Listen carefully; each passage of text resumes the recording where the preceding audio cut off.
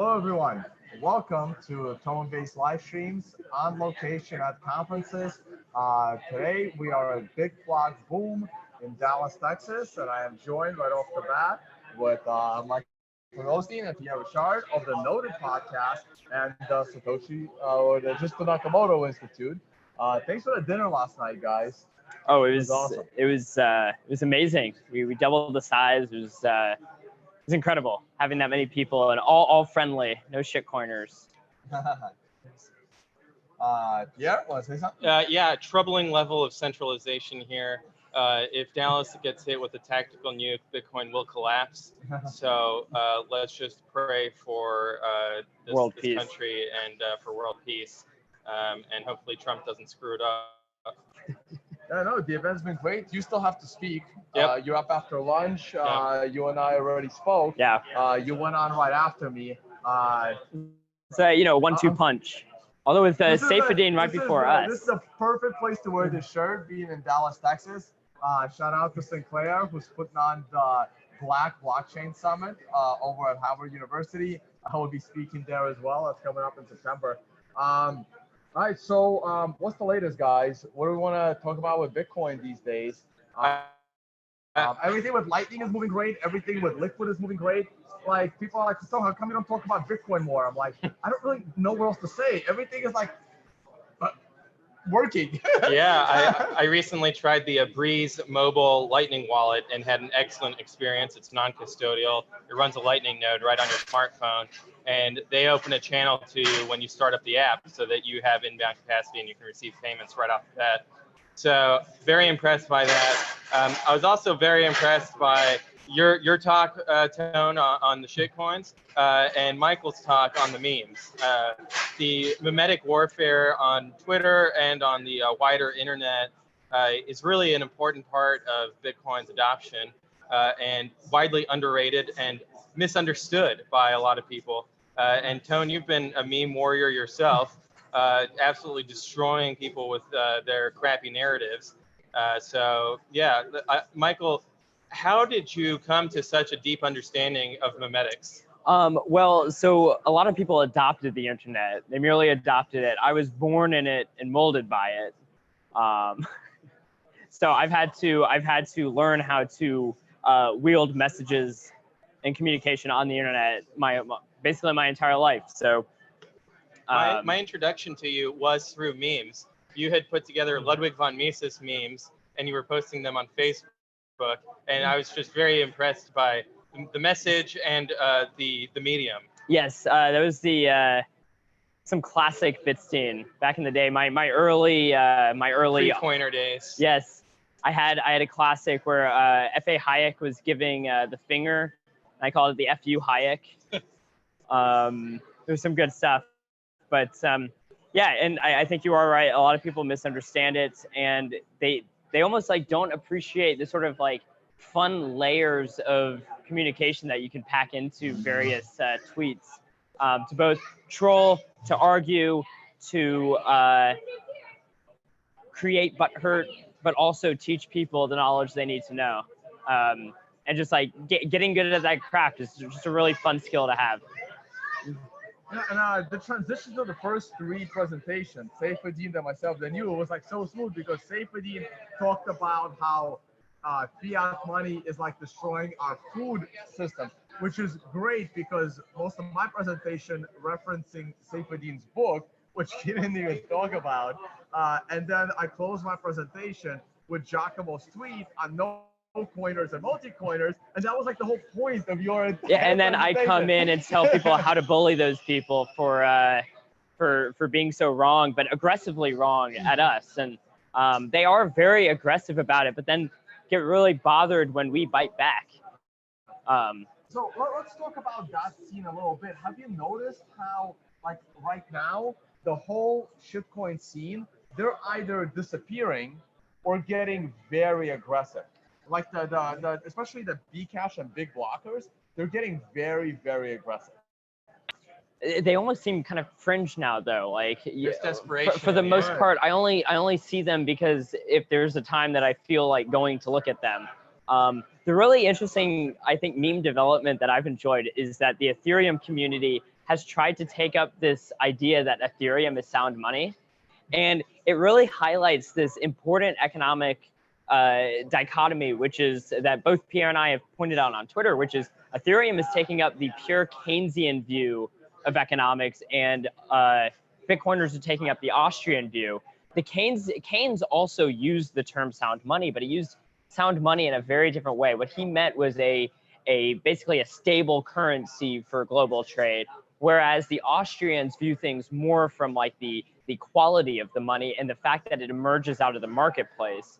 And each of them, I'm happy for them to take the two approaches and let the correct economic ideology win out in the marketplace. I have a feeling that Bitcoin can and will win. So I think that the Ethereum crowd pivoted towards sound money recently because they were struggling so much with their Keynesian economics of trying to stimulate demand for decentralized applications with their smart contracts. But it turns out nobody's actually interested in their nonsense. The most promising project they had was the prediction markets with Augur, and the experience was so poor with that it has not garnered the amount of liquidity that would actually drive demand for ETH and drive its valuation up. So now they're trying to figure out, all right, with proof of stake, we'll have less issuance of ETH, and so we'll improve our stock to flow ratio. Problem is that kind of monetary policy has zero credibility, and ultimately what we'll see is we'll see more inflation rather than less, no matter what they promise. Yeah. So how's your podcast doing, guys? The Noted podcast, it's excellent. Who do you guys still really want to interview that you haven't had a chance to yet? Oh man, everyone. Who's up and coming in the scene? I know it's a little more technically inclined. Some of my favorite episodes that we have are when we found sort of up and coming personalities and latched onto them and given them a good platform. So shout out to the Bitcoin Rabbi. Oh yeah, it's been great. Yeah, I'm in the book. We helped kind of. I think we were kind of part of his rise because we were able to give him a platform. There was also DCA BTC, that was a fantastic episode. So I always love finding those people. I still am proudly, I was one of the first people to follow Parabolic Trav, and I'm really big on getting the clout gains, finding those early Twitter accounts to watch them rise to fame. Hipster Bitcoin Twitter. Yeah. Knowing them before they were big.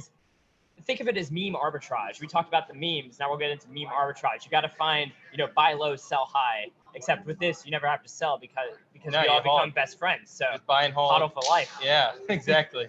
And it's very important to identify like the new talent coming to the space, because Bitcoin grew by an order of magnitude in 2017, and so the amount of content production and talent also grew by an order of magnitude. So rather than like us trying to exclude people or have an ego about it, it's like, no, let's bring in more folks, have more frontline troops who are shooting downrange at the no coiners and at the shit coiners. So who bothers you more, the no coiners or the shit coiners? I should do a poll on Twitter. Yeah, absolutely. So ultimately, I think the no coiners bother me more. The system that they are defending just kills more people per year, tortures more people per year, to enslaves quote the great more. Roger Ver, babies are dying. Yeah, exactly. And so I think that's a bigger problem. Whereas the altcoiners, they are kind of a very ephemeral, self-defeating crowd that is not nearly as violent as the no coiners. Additionally, I mean, really all of their gains come from having to try to beat out Bitcoin. They already use Bitcoin as the unit of count. So even though they're not on our team per se, they're helping fuel our economic dominance, and I thank them for it. All right, have you guys tried getting some of those no coiners on the podcast and talk to them? Noted podcast is an echo chamber. We don't want to turn it into a debate platform.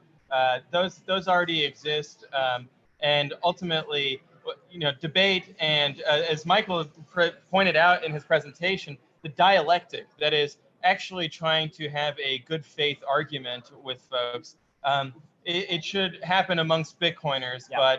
but with the no coiners, we just need to focus on dunking on them and really driving home the fact that their positions are completely indefensible and thus not worthy of having a platform. I think Peter Schiff has been a great example of that, because he should by all means be on our side, and yet he's chosen willfully not to over all these years. And he's gotten all the arguments, and yet he has never shown a good faith effort in even trying to fully understand and appreciate our arguments. And because of that, he's purely trying to bait people to watch his live streams and stuff. It's like, I don't want to go on those. I want you to first, before anything else, prove that you even understand our arguments, and then maybe we can talk.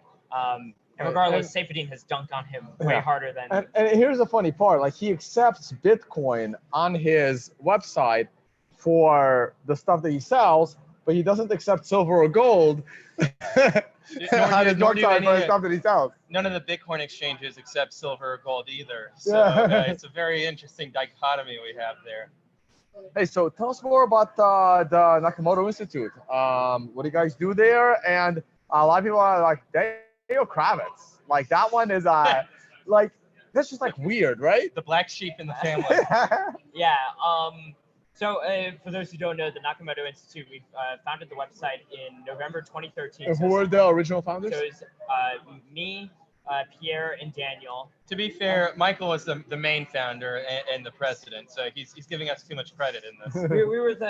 we had our group at and that was University what, of Texas, 2013? 2013, yeah. Oh wow. And it was meant to be a sort of Mises Institute for crypto anarchy, because at the time, this is when, I don't even remember, like Jaron Lukowitz, is how you pronounce his name. Yeah. People like him were reaching out to banks, but they were doing it in a very submissive way. They wanted to bend over for the banks.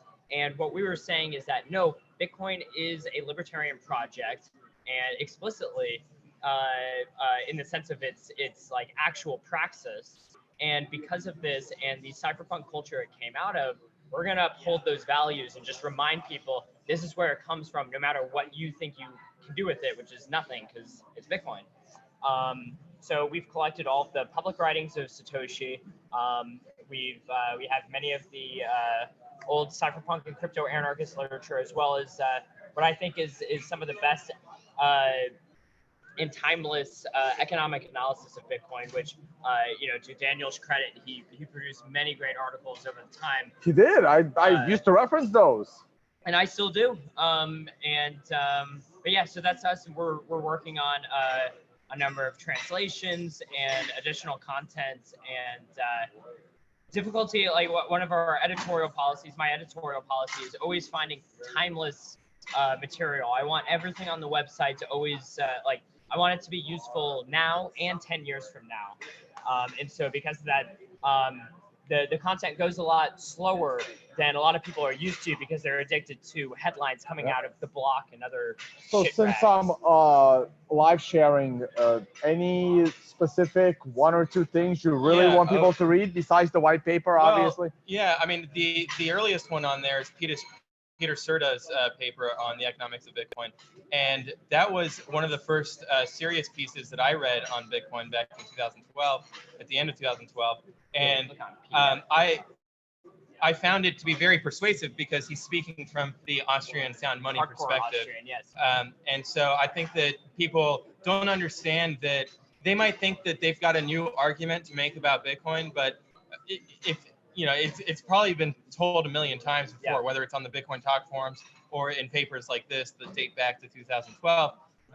There's really not a whole lot This is from 2012. Yeah. Yes. I haven't read this yet. This was a very influential article for us. Wow. And another one, Conrad Groff's early articles from around that time period. I believe he got into Bitcoin because he was following us. He got into Bitcoin because I published "End the Fed, Hoard Bitcoins," and I shared it in a libertarian Facebook group. And he just ran with it.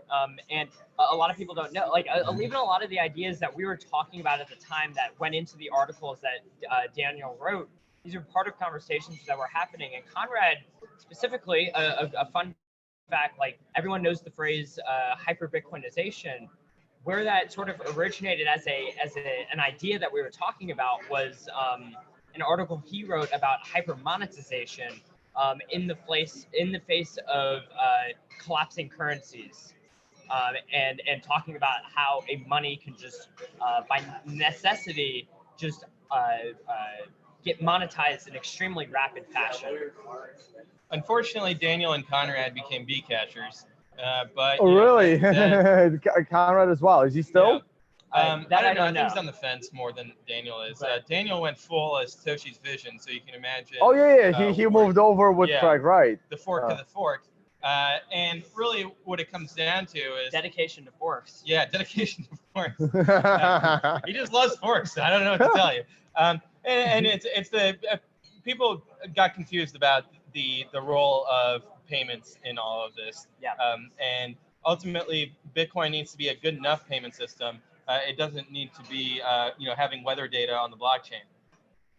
Yeah, I also and people thinking that there needs to be a Byzantine general solution to the strongest sense for every single monetary transaction that happens in the entire economy, as opposed to perhaps maybe the most high value ones starting first, and we'll incorporate as many of the lower value ones as technically feasible and what people are actually willing to pay for. All right, so sticking in the theme of your presentation, any nice trollish replies lately on your Twitter feed? I know that Mike Dudas of The Block, Yeah. one of the worst publications out there. Really? You don't like The Block? Yeah. If You you guys subscribe, unsubscribe today. Oh, yeah, so Unfollow. I gotta hear this. Oh, by the way, Brian Bishop is a machine. Yes. He's incredible. But brilliant guy. Yeah, he is what journalists should be, which is transcribing what primary sources are saying and emitting it out into the universe. Because I do reference The Block from the law perspective, because I do have a law show. But I would love to hear why people should unsubscribe from The Block. They did some good research on like Ripple and Blockstack. That's great, but that doesn't make up for their bad behavior. Their extremely passive aggressiveness, their hostility towards Bitcoiners. They're not team players, and they're rather toxic to the toxic Bitcoiners. And it's terrible. And they also, even him, my main gripe with them is that they dish it out, but then they can't take it. Exactly. So they put out a thing, the Buckcoin standard, for instance, to go at safe. And then when we joke about, trolling journalists, they take umbrage. And that's exactly what he got upset about on there. And I reminded people that actually in my talk, I explicitly said that when you're trolling journalists, it's actually of all no coiners, shitcoiners, multi-coiners, journalists, you especially want to troll journalists. As an industry, journalism is one that is sort of at odds with the pursuit of truth and justice. So, to take up that mantle and so proudly and yet passive aggressively is just not admirable behavior from my perspective. All right.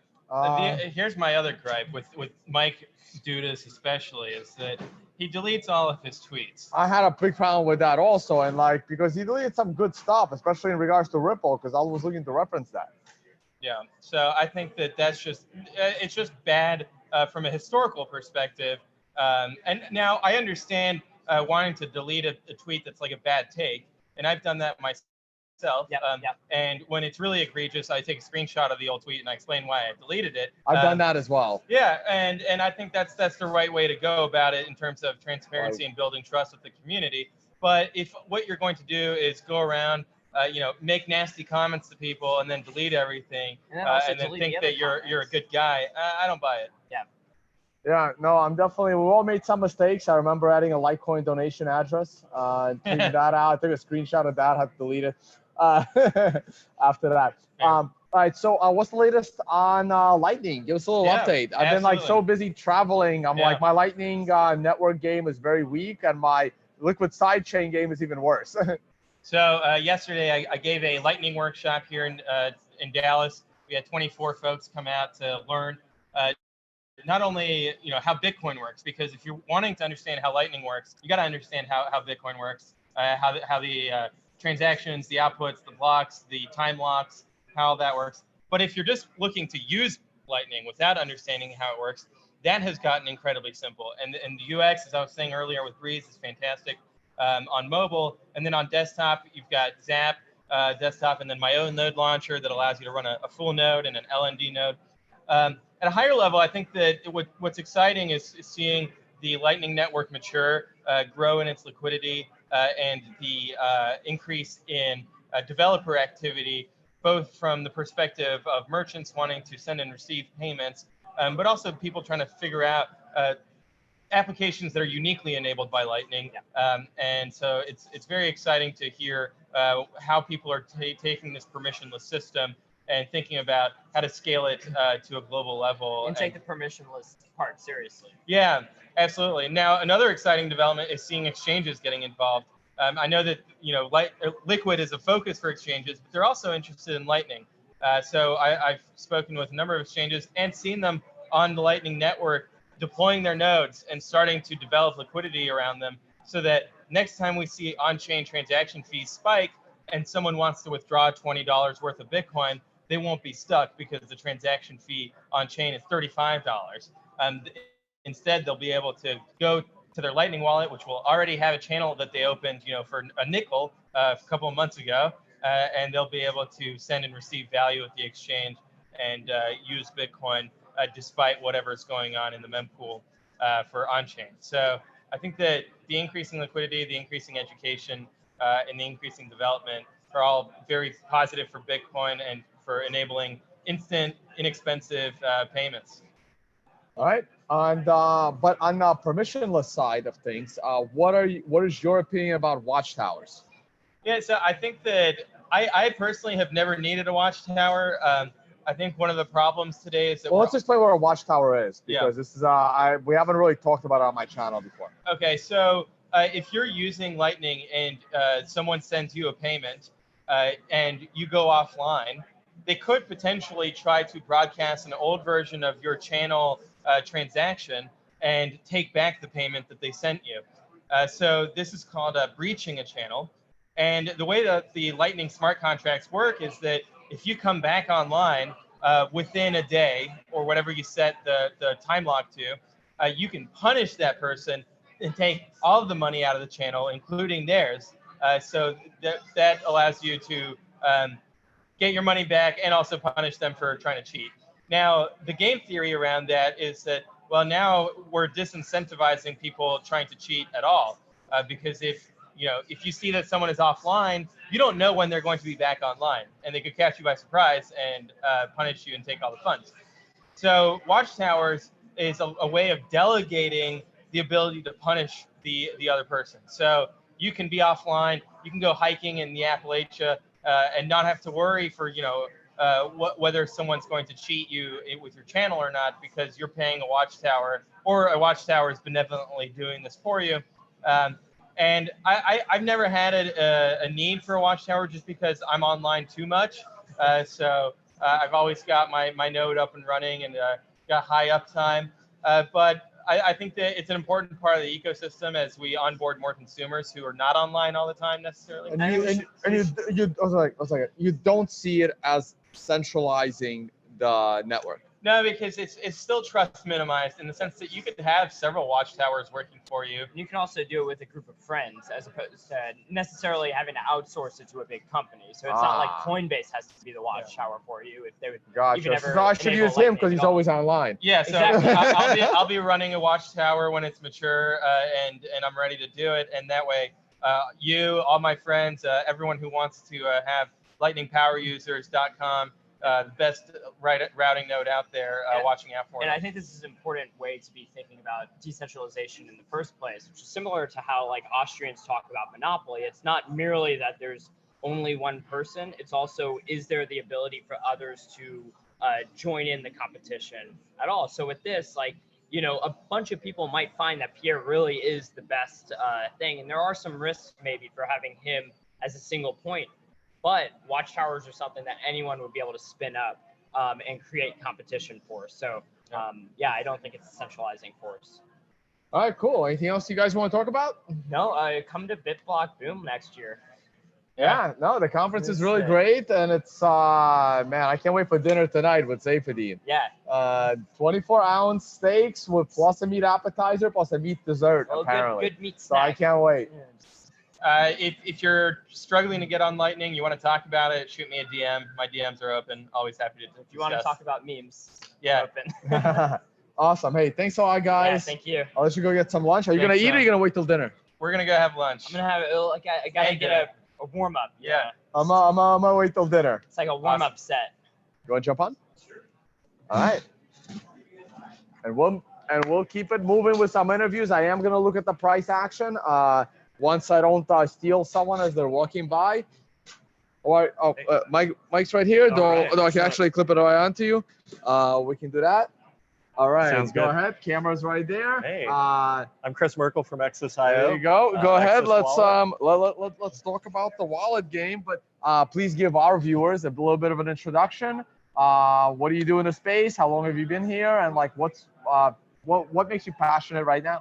Oh man, that's if your stream is going to last for a couple hours, we can go down that rabbit hole. I've been in the space since about mid 2016. It should have been a lot earlier if I would have listened to my children who said, "Hey, let's like get into this mining thing." Back Really? in Your children? 2012. Yeah. How old were Yeah, they? my son was 12, and he Oh came to me God. and he said, "Yeah," he came to me and he said, "Dad, let's build a miner." And I looked at the price and I'm like, "There's no way I'm spending money on equipment to mine whatever this is, right?" And so he, did faucets and stayed kind of in the ecosystem. And in 2016, the price was about $600. He came to me again and said, "Dad, it's time to look at this again." And so, knowing that I missed the first time, like that was. So what were that you was the doing clue. back then? What was your job? What were you an engineer, right? No, I'm actually not a developer. Oh. I have a history in media production, so all kinds of all kinds of A to Z media production. It's been my background for about 20 years before I started in this space. But you work with wallets now. I do work with wallets now. So when I was first investigating Bitcoin back in 2017, that was actually the biggest hurdle for me, was to figure out where to put it. Like, what am I going to do with this? And so after much investigation, actually, I joined the Exodus community in our Slack. It was about 200 people back then. So they had Daniel and JP, the co-founders of Exodus. It really just started. And it was a very tight, kind of small community. It was a good place to ask questions and get answers. And so then when it was time to just kind of do a little bit of a career change, I needed to actually live what I was telling people about. And so instead of just, buying Bitcoin and accumulating, I actually needed to go full in and go just dive right into the system. And that was kind of a natural entry. So now you're for me. working at Exodus Wallet. I do work for Exodus. Tell us more about the wallet. All right, Exodus is What makes it unique? Why should people use it? Yeah, that's a good question. Well, first off, it's not the right wallet for everybody. Why you should use it? If you're looking for an easy solution that is not too complicated, it's a non-custodial wallet. So what that means, so I'm sure everybody that's watching your stream already knows this, is that you hold your keys. It's your Bitcoin. It's your job to protect them, which is not an easy task. But we have a few pillars in Exodus. One is focusing on something that's beautiful, something that elicits kind of an emotional experience of like, wow, this actually gave me some kind of satisfaction from clicking this button here. And behind the scenes, development that actually just works.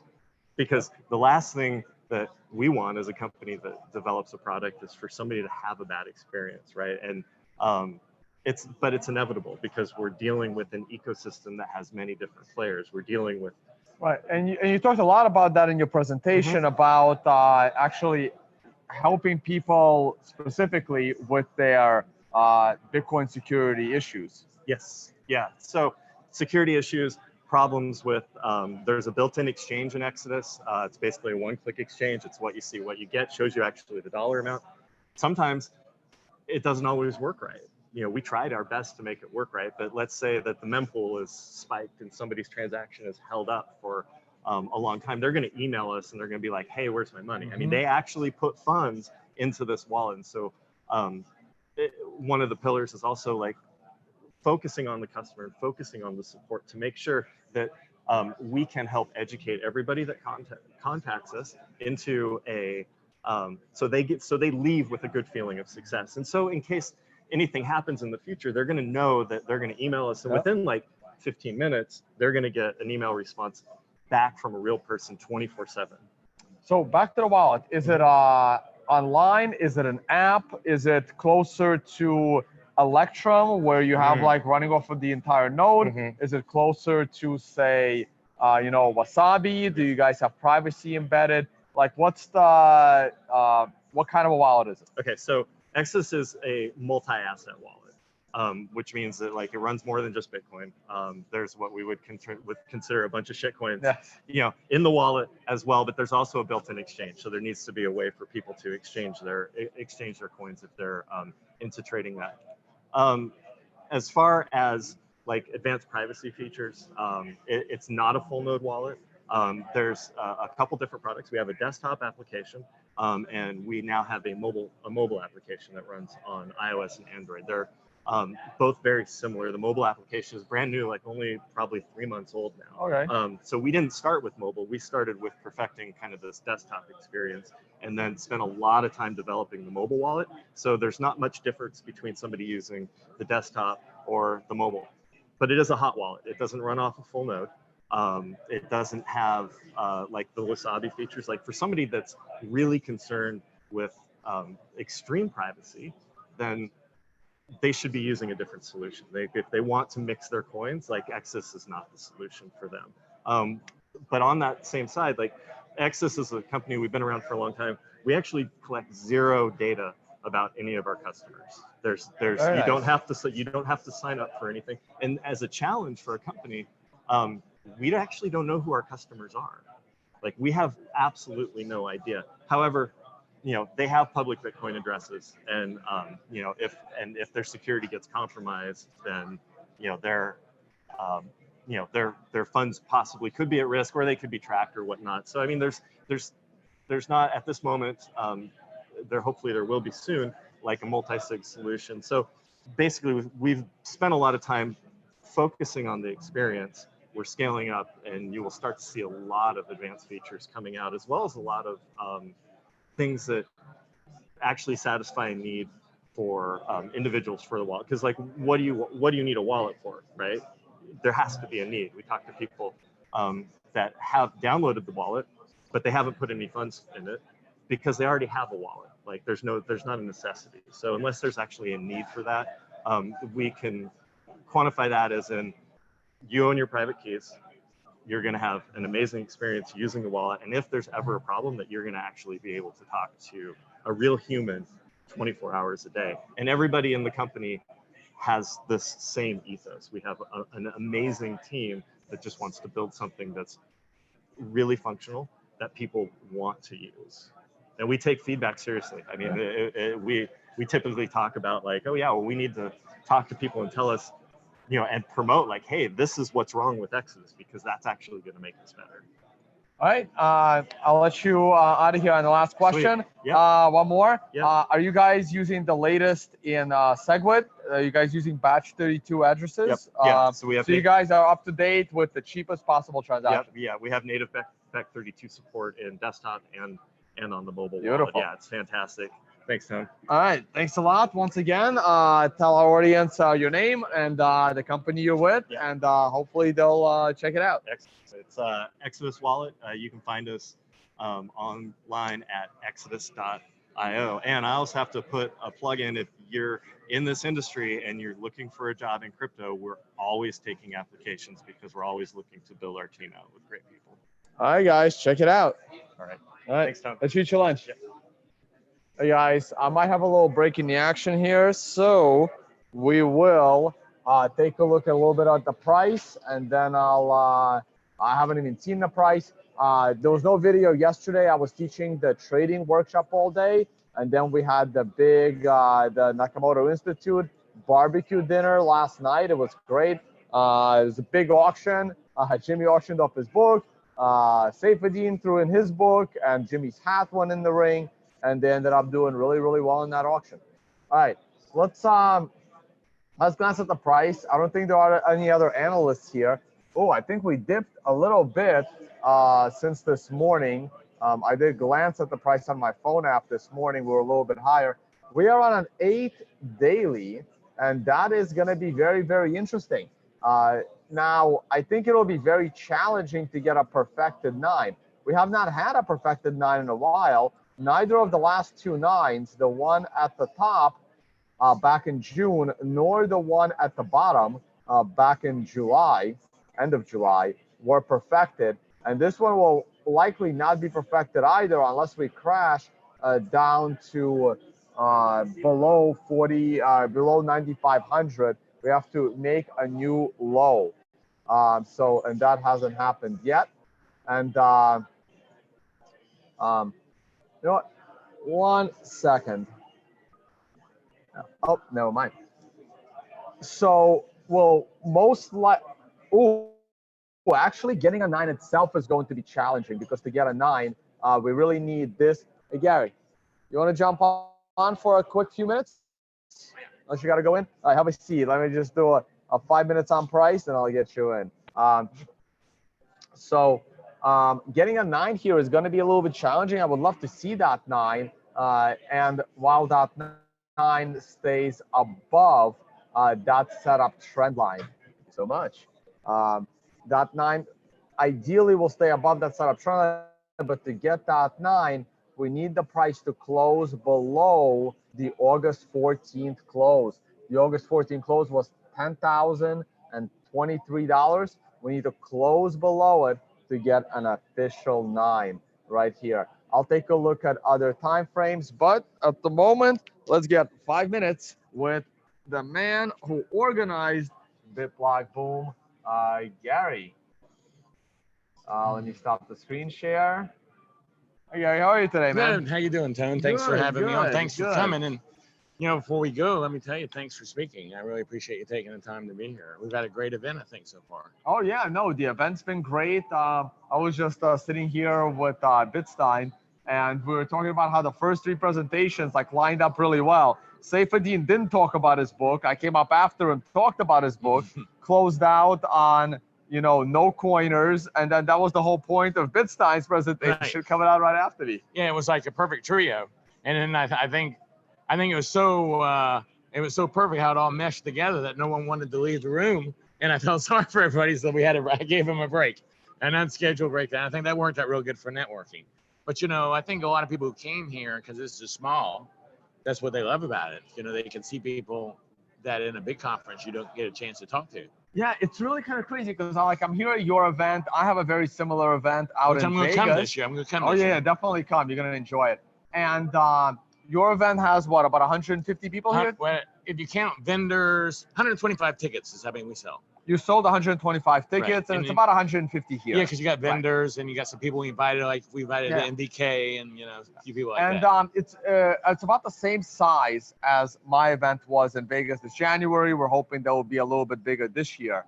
But I just came from Toronto, where it was a great conference, but they had 1,000 or 2,000 people, and but all the speakers were vendors. They were sponsors. Yeah, that's why most of them are. You pay to play. Yeah, and it was myself and I think Vitalik Buterin and maybe a Michael Turpin and a Brock Pierce, and we're the only 4 it was a 2-day event. There was probably about 50, 60 speakers, and I really like this style. I focus the same way. I see these conferences and they're we have 90 speakers. I'm oh, good Lord. Give me 12 really good ones. Yeah. No, you'd be surprised how many people said they wanted to sponsor this event. And then they said, how long do I get to speak? Right. And I said, you don't. And they go, what do you mean I don't get to speak? I never heard of such a thing. And I said, well, that's the way. Then they go, well, we don't want to sponsor your event. Welcome to Bitcoin. Yeah, if I don't get to welcome talk. to real Bitcoin. Yeah, if I don't get to pay to talk, I don't want to come. Right. Why would I pay? I said, well, why would you pay, really? But yeah, so that's the way it is. But it's a small conference. I mean, all the vendors here, you just walk over with them and talk to them. It's selling really cool stuff. I actually want to get some of them over here as well. Yeah, and we're trying to keep, one of each kind of vendor. You know, because there's only 125 people. We don't need Right. like 3 people doing wallets. Then none of them are going to get any business and make it worth Right. their time. Exactly. You know, and it's just the vendors are just like the attendees.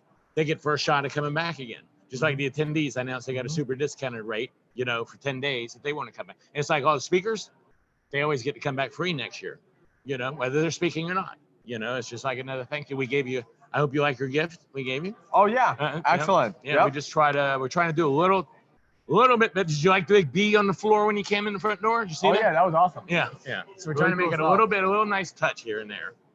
So yeah, and I really can't thank you enough for coming. Your talk was great. Thank you. Your shirt was great. Oh, you're wearing it I'm now. still wearing it now. Yeah. So yeah, so I'm excited to come to yours. You know, is that in January? February this year. Okay. We moved. Apparently, Vegas was way too cold. It was underestimated how cold Vegas is in January. It's So kind of like the opposite of the heat here. yeah, right?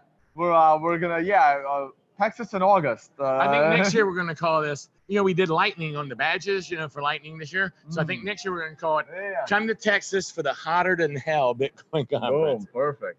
Yeah. There it is. But yeah, come for the hotter than hell Bitcoin conference because it's hot. It was hot last night.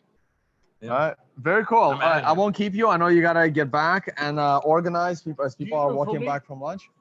I don't. Oh, you should know him. I mean, Okay. I would recommend you talk to him if you had time. You want to talk right He on spoke- he camera, and spoke we'll last find year. out. He Let's spoke do it. last year, and we're talking about doing a Spanish fort next year at the conference. Oh, I got people for that. Yeah, I think I can recommend. Yeah. Excellent. Have a seat. We'll get you. We are live streaming. Okay. Clip that right on. And sure, tell us your name. What do you do in the I'm space? Felipe Huicochea. I run a YouTube channel called Criptomonedas TV. And basically, I educate the Spanish-speaking community about mainly Bitcoin, technology. We talk about a little bit about politics, economy, and there's a lot of topics we cover, but mainly is the All right, let me. I'm gonna go to screen share. I'll pull up the channel. So how do I find it? crypto. There. Perfect. Spanish, so it's Yeah. I. Yeah. So there it is. I've been promoting this event for a couple of months, and I always refer to Tonebase as the beloved pessimist in the space. So All right, very cool. And it's all in Spanish. yeah, it's all in Spanish, and we have a daily broadcast, different schedule: Monday, Wednesday, and Fridays, 7 p.m. Central, and Tuesday and Wednesdays, 2 p.m. Central. All right, no, very cool. Yeah, so And where are you based out of? I'm based here in Dallas. Okay. Yeah, but I'm a software engineer by trade. I came to the space mainly because of the technology, but when I started the platform, I realized that there was a huge void in the Spanish-speaking community. So you have a lot of people who had interest in getting involved, but you have the first, it's a double whammy for a lot of people. It's the technical aspect and then the language barrier on top of that.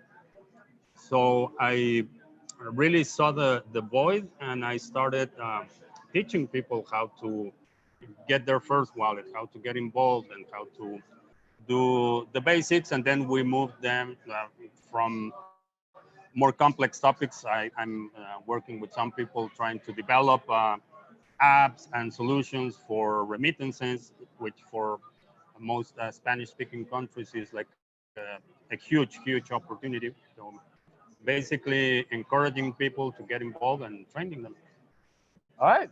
Very, very cool. So All right. I have a question for you. Of course. Okay, so as I mentioned, we always refer to you as the pessimist, the beloved pessimist in the space.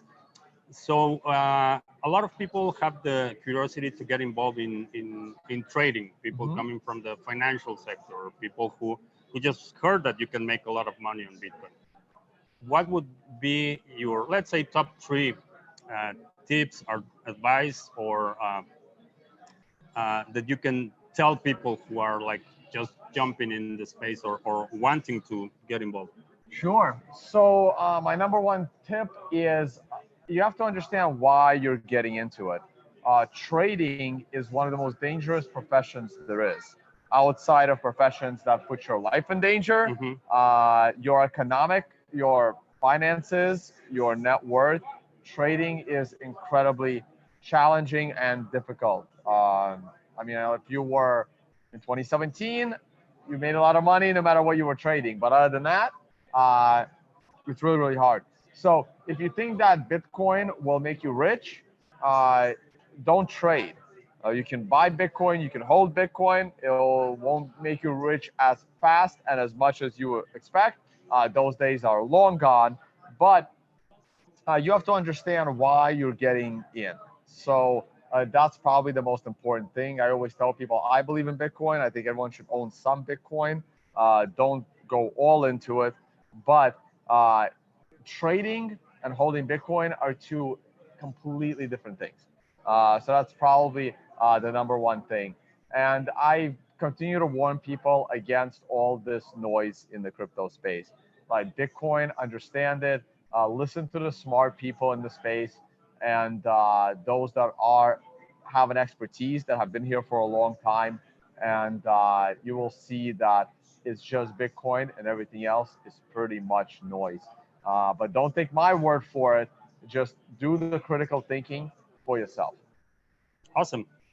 And I need a commitment for you that we're gonna set up a Skype interview or something so I can have time to put the captions and do all the translating thing that need to do Sure. for my I'm very Spanish happy speaking. to speak to the Spanish speaking audience. I wish I knew Spanish. It's the one language that I wish I knew. I've started my Duolingo app for Spanish. I kept it going once for like 3 months straight every day, but then life is so busy, Yeah. and I just could not keep up with it. Well, let me tell you, you're extremely popular among Hispanics and the Spanish-speaking community. They most of them, of course, there's the scammers and all that people, but most of them think very highly of you. So thank you very much for having me.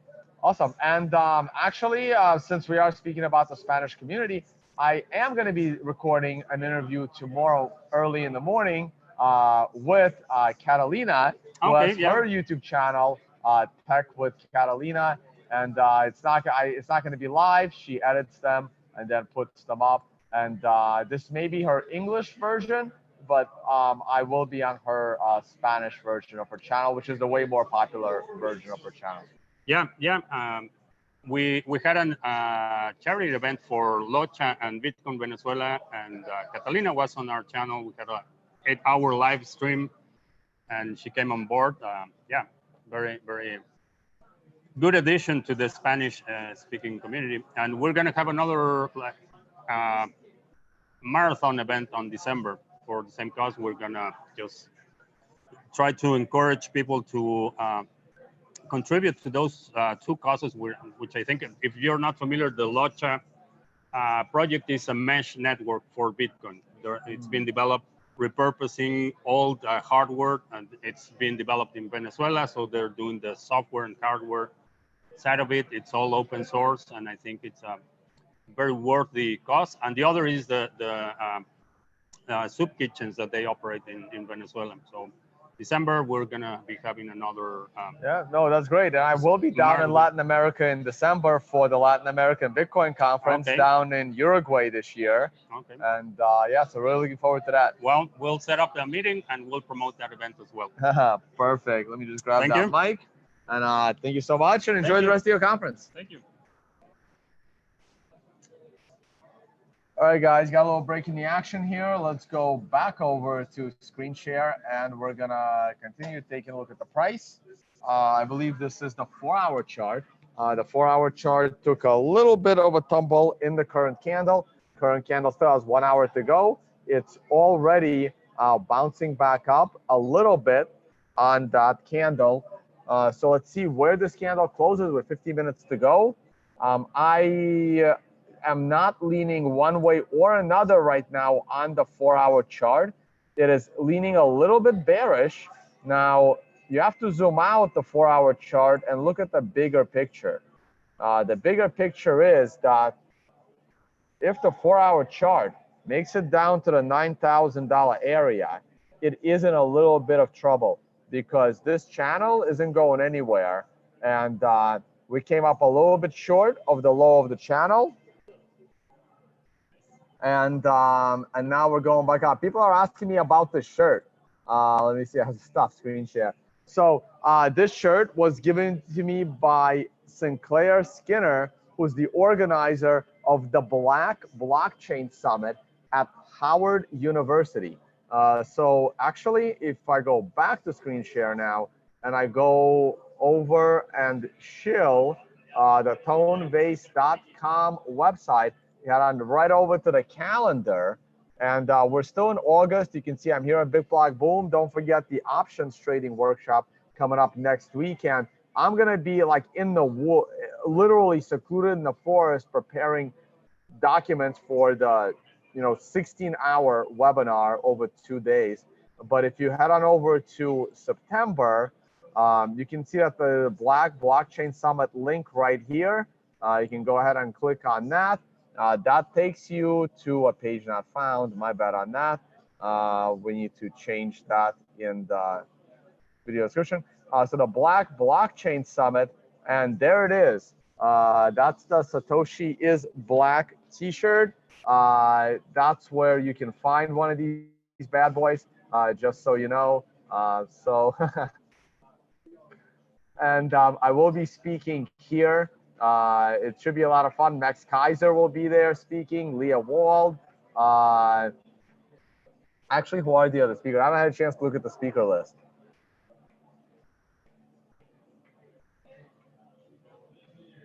So here's the speaker list. So go ahead and check that out.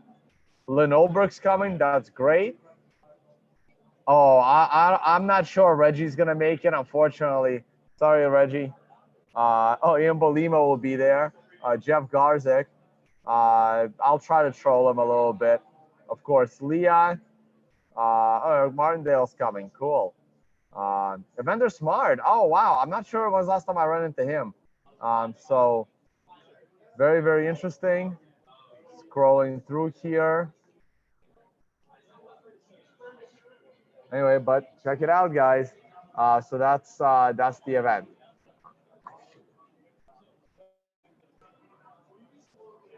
All right, let's go back to the price. This is the 15-minute chart. Not really seeing anything interesting in the 15-minute chart. 4-minute chart, as I was saying, it is in this downtrend, right? You have to take it seriously. My view is very, very simple. If we break below 9,000, I believe we're gonna test the bottom of the channel.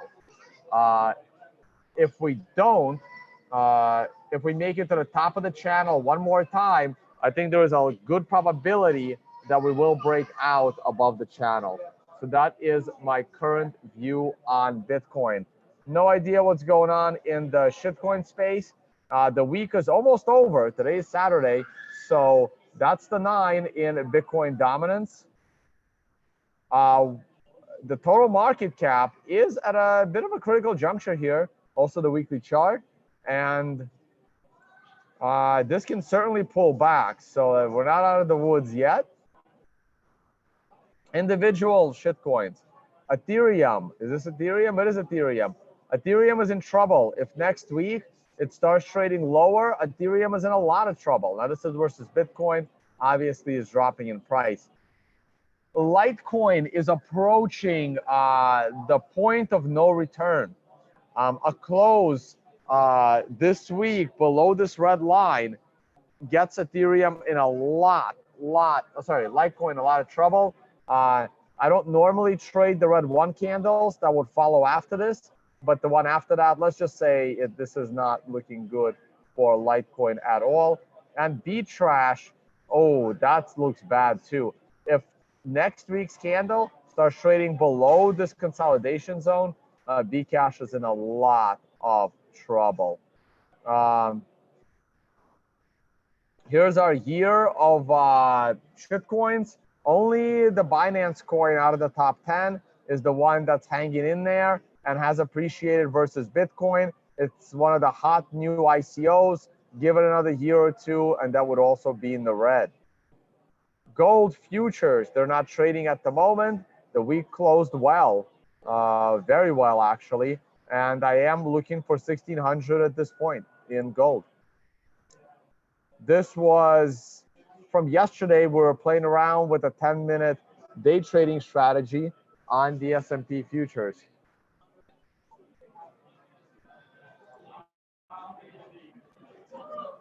S&P, let's look at the daily chart where we are. The day closed very nicely yesterday. This was a very dangerous line. We are back above it. As you can see, we are still holding this trend line to the upside. That was a very good day. S&P 500 is in a complete no trade zone and in a very critical one. If we can get above 2940, I think we're going to new all-time highs. If we get below this last swing low of 2830, I think the S&P is in a lot of trouble. So right now, you got to wait and see which way it goes. The weekly version.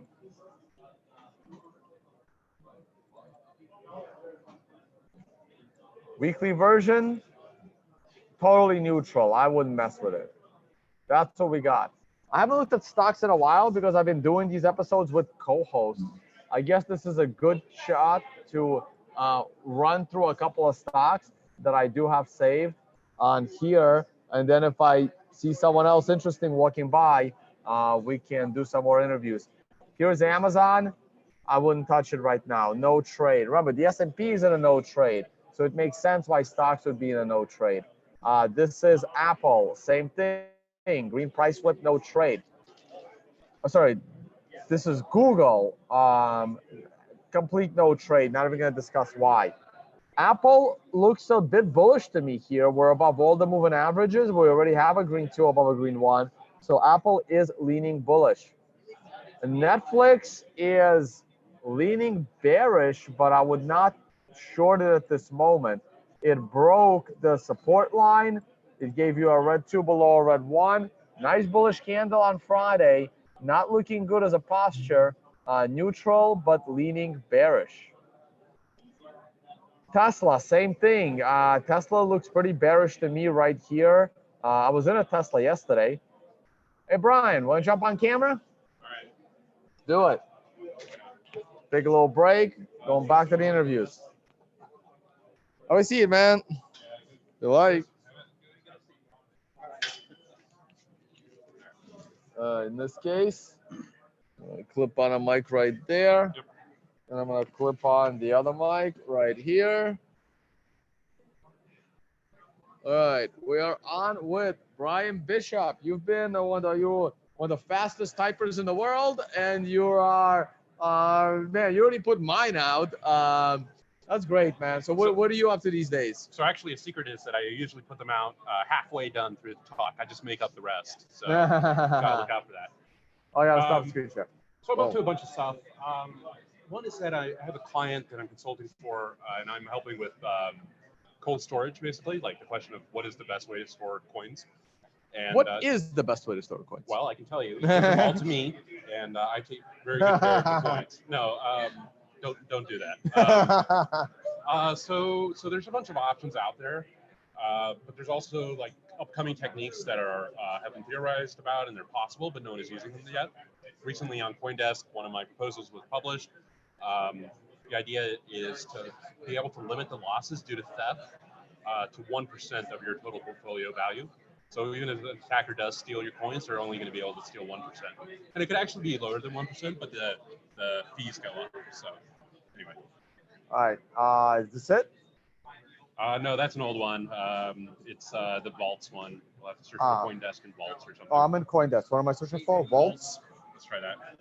Spell it for me. I'm a retard. V-A-U-L-T. Thank you. Vault and your name? Let's just try that. There we go. Boom. All right. That was the article. Yeah. There you go. All right. So go on. Tell us more. There's all sorts of other things you can do. I'm looking at Shamir secret sharing, the idea of splitting up a secret to multiple parts and being able to give that to other people. That's pretty interesting. Also looking at different hardware wallets and things like that. Yeah, open source hardware wallets would be really nice. Being able to do better multi-sig wallets would be nice. Yeah, but Cold Card, that one's open source, so is Trezor, right? Well, Or not so- to your liking. Well, we want down to the microchip. Ah. You know, one of the other things I've been thinking about for multisig is that a lot of people are recommended multisig, but what they should also be recommended is that if you have multisig with multiple other people, you should be regularly testing your mom or whoever it is that's being part of your multisig setup. Because if they're not doing their jobs, you need to get rid of them. Like if you call them up and say, hey, I need to withdraw 200 Bitcoin, and all of a sudden they're like, okay, sure.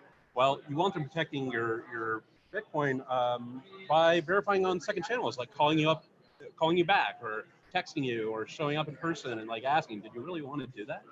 And if they're not doing that, you need to get rid of them. So, All right, very cool. Yeah. All right, and you, sir? Joseph. Joseph. All right, tell us what you do. Well, I'm in the biotech space primarily, but I've known Brian for over 10 years because we both kind of originally connected around biotech issues. And Joseph has the distinct privilege of, along with myself, being one of the few original people to receive one of the original emails from Satoshi. Oh Yeah, wow, we're you all were on on the this mailing list. peer-to-peer foundation mailing list, Yeah. which we all ignored, of course, at the time. So when did you get into the world of Bitcoin? It's embarrassing to admit. I mean, multiple times I kept like checking back on it, 2011, 2013, dismissing it, 2015, and I finally jumped in 2017, but right before everything went totally crazy, Parabolic, but yeah. at least a little bit before the masses then. But And never caught the altcoin bug? unfortunately, a little bit. Got a little bit swept up with the greed, and but I quickly, I didn't go much. Hope in. it wasn't Ripple. No. Well, at one point I did like a little bit into like the top 10, right? But I pretty much almost 100% Bitcoin only now. I have like a tiny bit of stuff left over that I never sold, that crashed to nothing pretty much, right? That I'm just going to let sit there. All right, well, tell us a little something about the biotech space. Sure. I'm always Yeah, curious sure. about learning new Right. things in general. Yeah. As you know, I mean, that's also what I'm up to. So. Yeah, so this is why, Brian and I originally connected before he even got involved with Bitcoin. We've both been watching the trends in life sciences, and around the year 2000, a bunch of computer scientists sort of crossed over and taught themselves biology. This was all mostly at MIT at the time.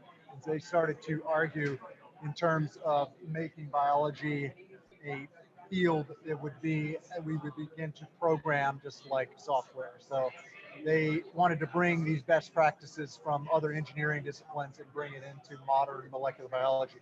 And we were projecting that the human genome would become very inexpensive to sequence. That did happen. It took 15 years, but actually was faster than Moore's Law. So the first draft was about a $3 billion government project. Today, you can get it under $1,000 for a human genome. And then the same thing is true for synthesizing DNA. So being able to write DNA, not just be able to read DNA, but to print and write DNA to spec. We're a long way from being able to do this. We're still another probably 15 years. But if you look at the curves, you can project out the cost per base pair. And then if you go further with this analogy and realize that DNA is 4 base pairs of code instead of zeros and ones, the idea that inspired many of us is that we would become these biohackers who could start harnessing this ultimate toolkit. Well, not only that, but it's a right? form of programming. So biology is the most decentralized form of programming ever. Like we talk about blockchains being decentralized. No, your DNA blockchain is way more decentralized, even within your own body. It's everywhere on the planet. Life has completely overwhelmed every ecosystem, every niche, every cranny on the planet. Well, right, And self-replicating, absolutely. spreads itself. And the idea is we're going to be able to reprogram it and make it do our bidding. But again, I mean, it usually costs millions of dollars to start doing anything in the pharmaceutical industry, right? So our argument was that it will come down in cost, just like personal computers went from a $1 million machine that took up the room to now a laptop that's many times more powerful than computers 30 years ago. And if you can bring that into biotech, then suddenly we can attack a bunch of problems that only large, big pharma companies have been able to work on in the past. And that's very important, has many huge implications. For example, there's 7,000 different rare genetic diseases, and each of these patients maybe only be like a few hundred patients that have that disease. So there's no way for a big pharma company to make a drug just for that, because there's not enough customers to actually spread the cost of the development of that drug. So we've been stuck with, for like 40, 50 years, this blockbuster drug model where you spend $1 billion or more on a drug, and then you sell it to everyone that they can market it to. There's a lot of problems in the biotech field. It's very dysfunctional compared to other realms of technology development. So this has been kind of like 15 years we've been trying to help bring down the costs. We've started some of these lab spaces where people can come and get access to the equipment to do biotech research without having to be in a university or a big corporate lab. So then that's all. There's very much kind of some ideological overlap, but I'm trying to kind of reach out more to the Bitcoin community, tell them about these opportunities, especially the idea of life extension and anti-aging. That's one of the other areas we're both involved in. The idea there is that with Bitcoin, you have a very long time preference. So a short time, lower time preference means things farther out in the future are better, and you're able to invest in those things. With Bitcoin, you actually have an incentive for doing that, because if you're going to be around in 300 years, so is Bitcoin. Yeah. All right. Yeah. So for those, most of my audience is very familiar with low time preference and high time preference. You've all read Saifedean's book. He's been on my channel many times. All right. So, and Brian, you and I met for the first time, I think, in 2015 in Montreal at the Scaling Conference. Yeah, that's right. I think that's the first time we were into each other. All right. So tell us, how was blockchain is going to help you in this venture, and when's the ICO? You already missed it. What venture? What are you talking about? No. How is blockchain going to help you with in the biology world? It was a joke. Good. Some people would actually answer that question. They'll give you like some bullshit answer, and you have to watch out for this people. All right. So this is really your new venture. Has really not much to do with Bitcoin and at all. So how are you guys going to tie it into it? Well, I've always had some biotech projects on the side in addition to my Bitcoin work. I actually do consider them to be completely separate. Is that Pickle Rick? That is. I just wanted to. All right, guys, we just got distracted. I have to show you why. That's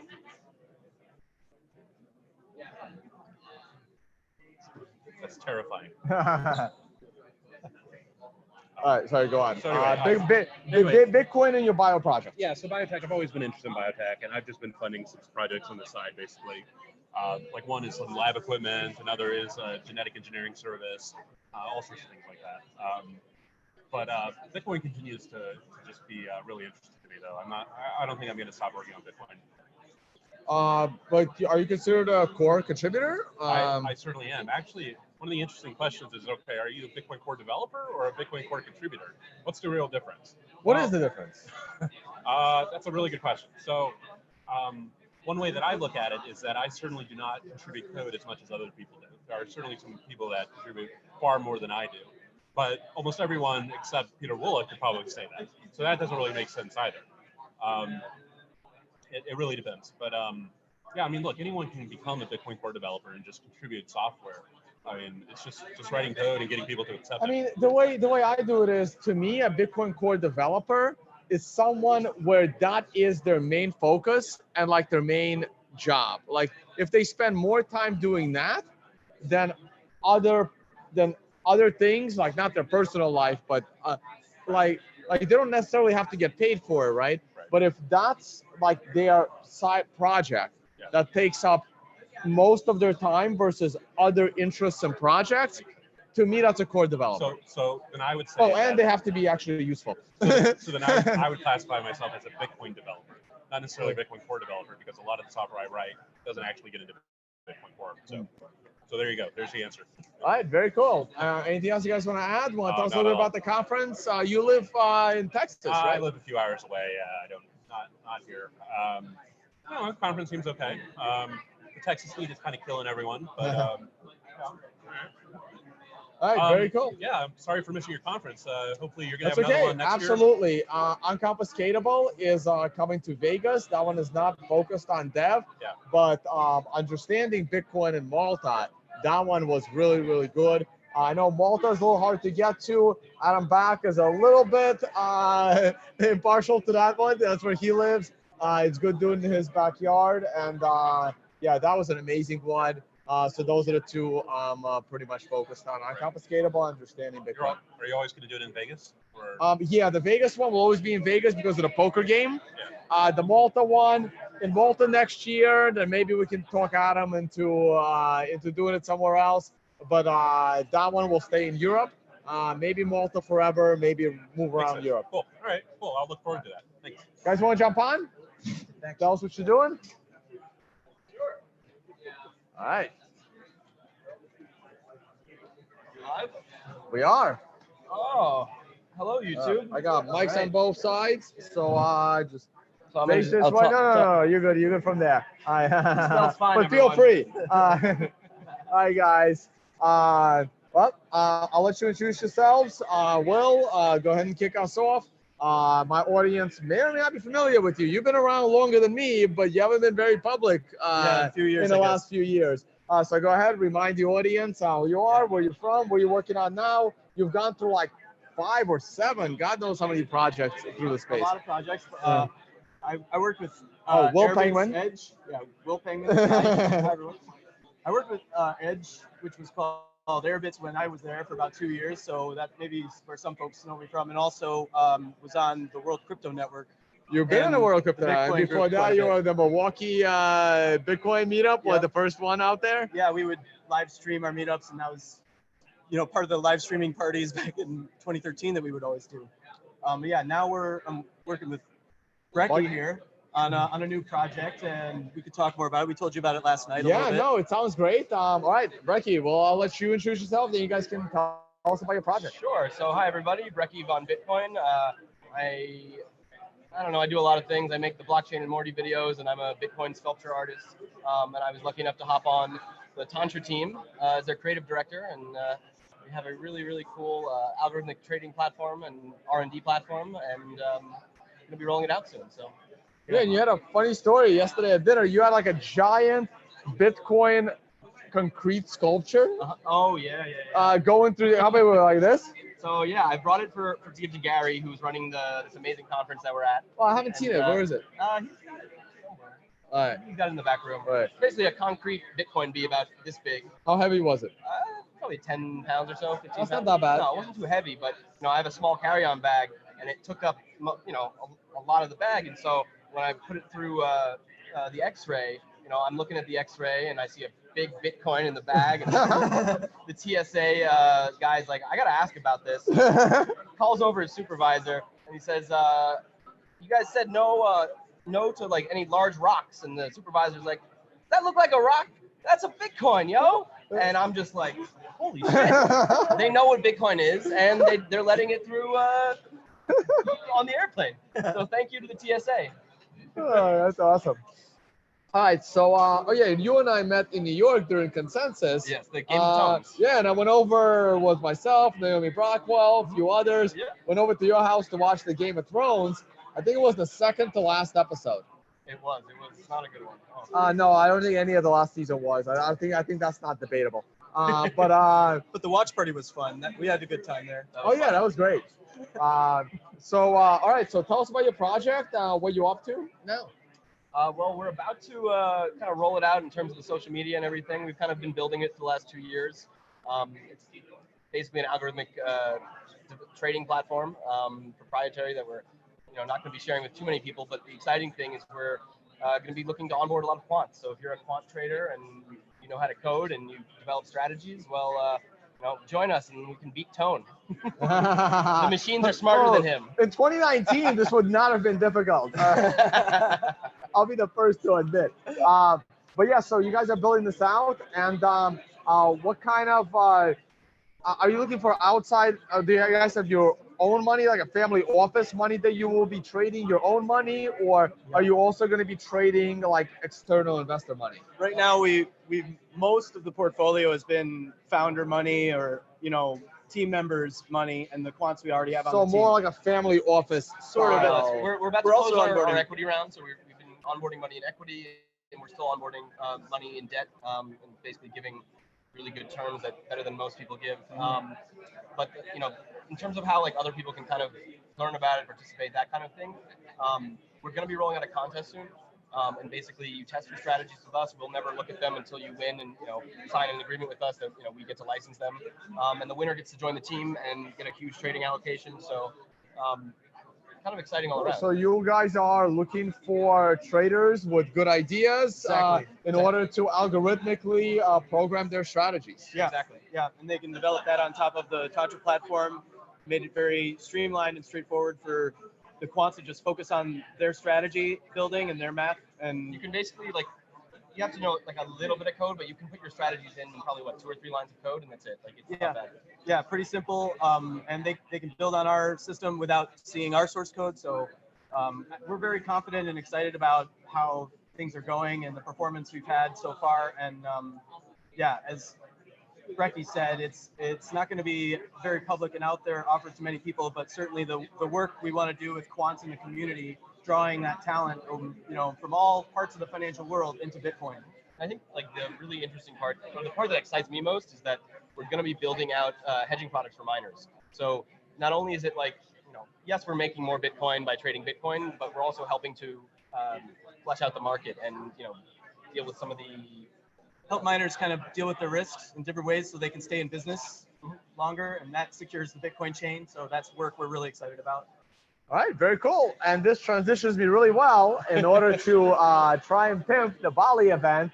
And you guys are falling right into category number 3, where I want to connect money managers like yourselves with trading talent. So this is why I want to connect traders to those that can take their trading ideas to the next level and monetize them. So hopefully you guys could make it out there and will, throw your logo and your company description and what you guys are looking for right there on the site. And at the same time, traders that are considering coming out to this event, keep in mind, I am also trying to get, some of the funds that may be interested in your strategy. So check out the Bali event, the Financial Summit, thefinancialsummit.com, October 19 to 25. I'm going to get you guys there. I mean, you put it in such a horrible place. Like, I don't want to go to Bali. I know. All right, guys. Thanks again. Good to see you. Any opinions on the price? The price of Bitcoin? Sure. Or Ethereum. What's that? I don't even Exactly. Long-term bullish. That's it. Long-term bullish. Perfect. Yeah. We're entering the next cycle here. Thanks, guys. Good to talk to you. See you. Well, we have Rodolfo. We have.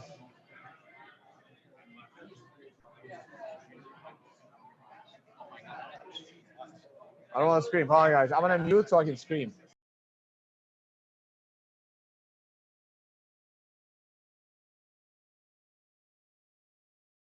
All right. Mr. NVK, have a seat. Say a few words. Hello. And we have Rodolfo Novak joining us. I'm still on screen share. Let me stop that. Boom. You have not been on my channel in quite a while. It's been a while, man. I know. I got to get you on those morning shows once again. So tell us what you've been up to. You guys are continuing to sell cold cards. Yeah. You love being in this business of It's a lot of selling fun. hardware. Oh man, I love hardware. It's so much fun not to have customers for services. That's great. And just here, fun conference, chilling our stuff. Been having some fun. I got my spy hat You got it. from VJ. Very cool. What else you been up to? You got any other projects in the works coming up? Yeah, I mean, we're working on the next version already. And we launched OpenDime V4 now, the one that has legal tender on it. And yeah, Wait, what does that mean? Legal tender on it? we wrote legal tender on the PCB. Oh. Yeah. Yeah, no, just dealing with very late night yesterday. A little bit. How like, late you guys stay trying out? to phase out. I think I got to my room at like 3 a.m. in the morning. Really? Where'd you guys go after the barbecue? We went to a bar and then to another bar, and then we just sat outside. The heat here is. That's Yeah, cool. it No, was I had to nice. finish my presentation for the conference. Did you catch it? It was the shitcoin presentation. Oh No, you were up yeah. till 3 a.m. I don't Yeah, think you made it. That's right. No, I See, this is the problem. Just like in Toronto, like they're putting me on first or second now. This is what happens. Like no, I don't want to do that. No, we have to put the people that people will wake up for first. Like, oh God, Saifuddin was on first than me. Yeah, that's right. Bitstein killed it on his presentation. That was pretty awesome. Yeah, he too. did well. He did well, and apparently Twitter is triggered by him, so it's been a lot of fun. That's not so hard.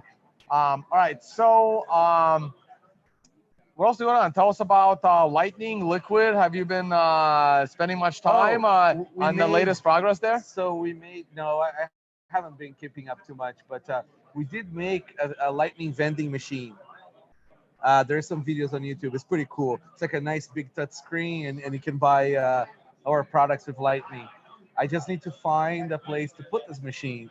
How about Anthony Diorio's?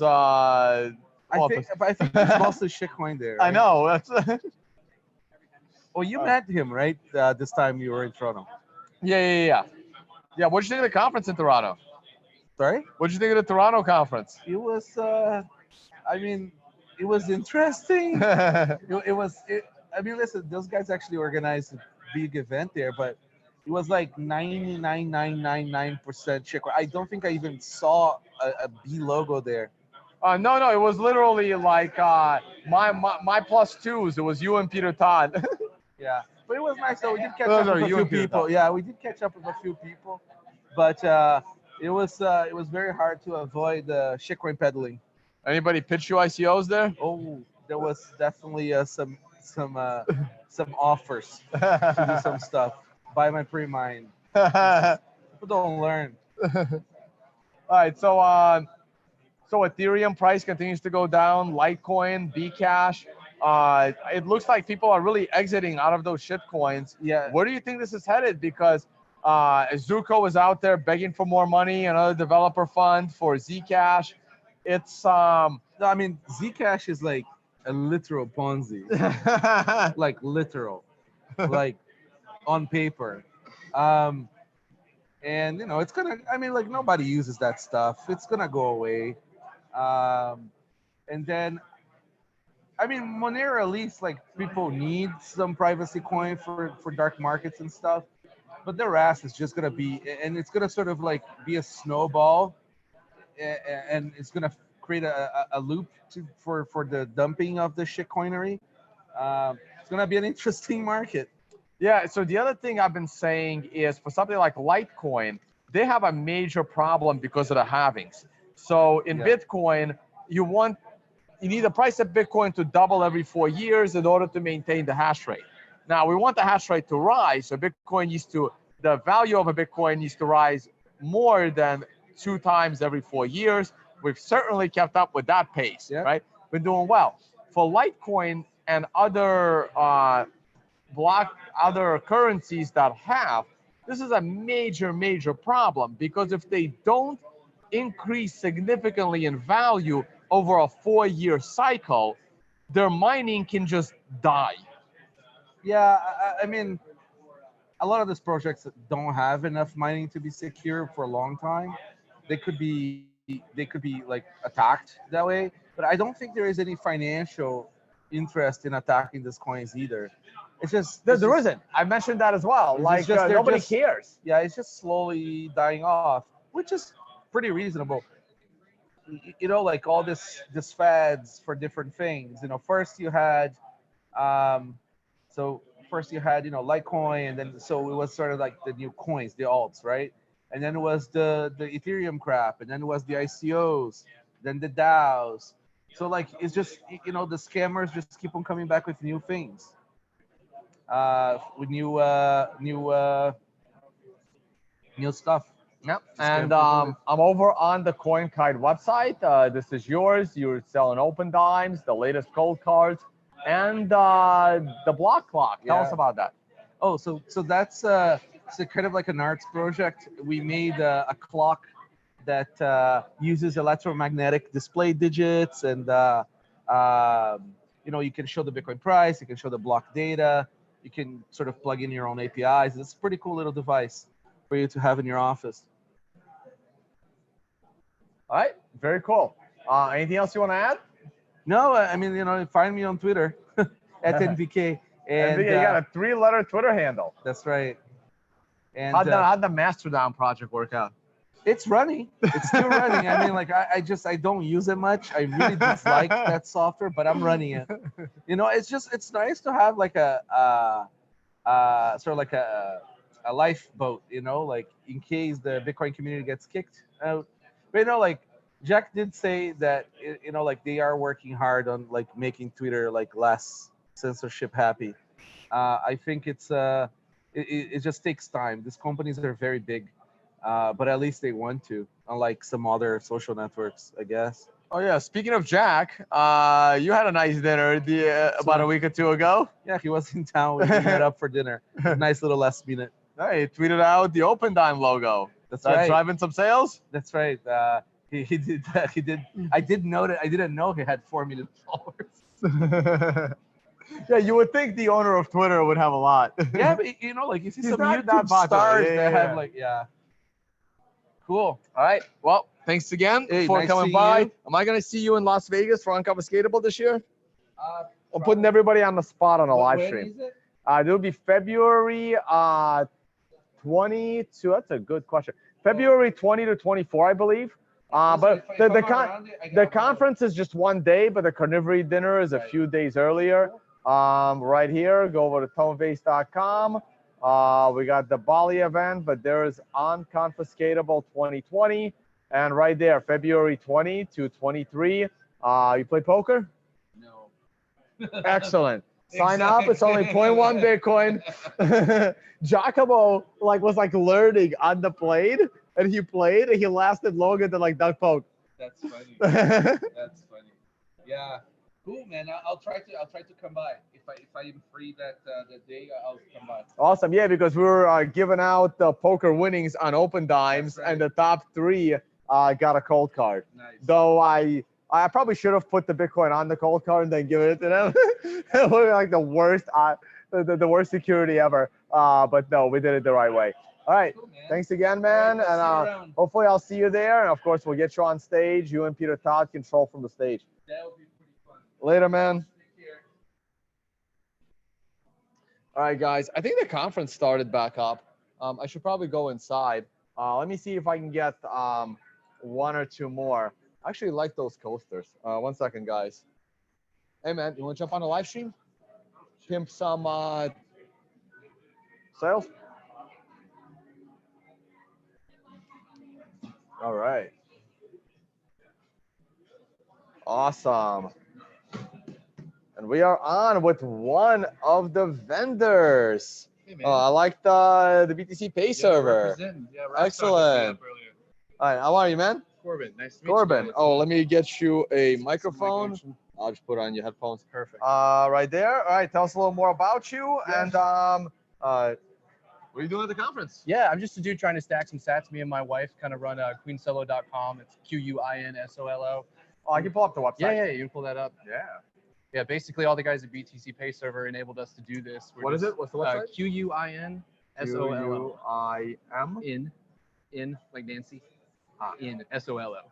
So hello. Yeah, .com. And now I gotta do screen share. That's it.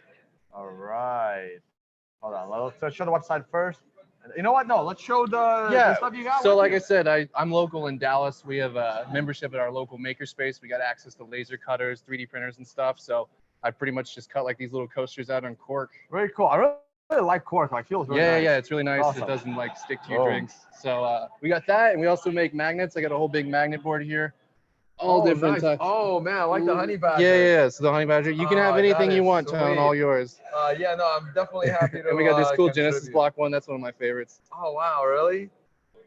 Yeah, man. Shoot. Take it. How all much do these yours. go for? They're like $2 for the small ones. Those big ones are $5. But yeah, these are about $5. yeah, the goal is just trying to make like a really small purchase. Somebody can spend just a little bit of Bitcoin. It's like I always hated having to spend $100 to spend my Bitcoin or something. So you can spend $5 on my shop, and I'll send you a small magnet or something like that. I'll probably take the honey badger. I've spent the last 15 years of my life trying to be the opposite of a nerd. This is not really gonna help on my fridge. Well, there's the honey badger for you, man. Sweet. And you can have some coasters. But yeah, like I said, me and my cool, wife yeah, just check kind of it out. run this locally. We do everything sovereign with the Bitcoin payment processor, or BTC Pay. And so we also support the open source projects with these coasters. So we give all the profits to BTC Pay. And we do the same thing with Wasabi as well. And I think we're going to start with Samurai soon. And people can order that from your website. Yeah, queenstow.com. You just All pop right, on right there. Yeah. We are live. We are screen sharing this. These are really cool magnets, man. Well, thanks, man. Yeah, and Nick Carter sent us the FUD dice. So we've he been sent selling you the FUD dice. Yeah, so version 2 Sweet. FUD dice. We've been rocking that for a little bit. Yeah, there's a lot of cool stuff here. Thanks, man. And hopefully we'll be doing some new products soon. We're hoping to engrave some cups and have those out, give some notebooks. So look for new products coming soon. Yeah, this is awesome. You joined the conference, you get a chance to listen to any of the presentations? Yeah, I've been able to sneak in there. I saw Bitstein's presentation earlier. That was pretty awesome. Pretty funny guy. Very cool. All right, wish you luck. Guys, check out the website. I'm gonna try and put all of these websites from the people that came up here into the video description, and check it out. Really cool stuff. Perfect. Thank you so much, man. Let me grab that mic. Is that right? And Thank you, yeah, thanks for coming by. Appreciate you guys. All right, guys, I think it's time to go inside. We'll glance at the price one more time, and we're just gonna stick with the 4-hour chart.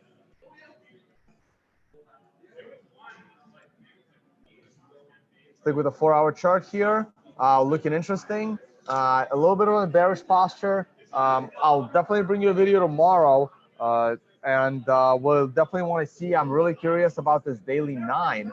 If we're actually gonna get to one of these daily 9s or not. All right, I think it's good to leave it here. Once again, hey, the Bali event is coming together. In contact with both interesting traders and funds that may be interested in your trading strategies. So bring those strategies with you, and it's going to be a great event, and hopefully there'll be more of these for years to come. All right, guys, on this note, I'm going to go back, listen to some other cool presentations. Again, shout out to Declare.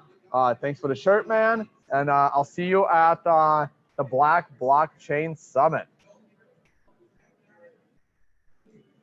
Bye, guys. I think that's the next conference I'm speaking at.